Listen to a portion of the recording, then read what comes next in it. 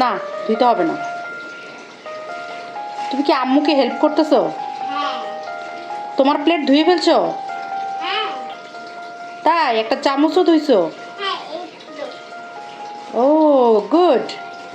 পানিটা বন্ধ করো।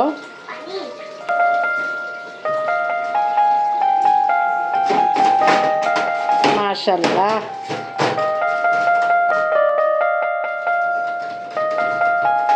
হয়ে গেছে তো, এখন ধুয়ে ফেলো।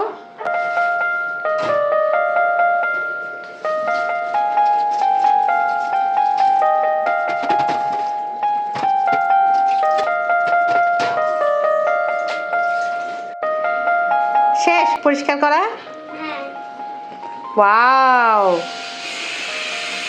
ওকে।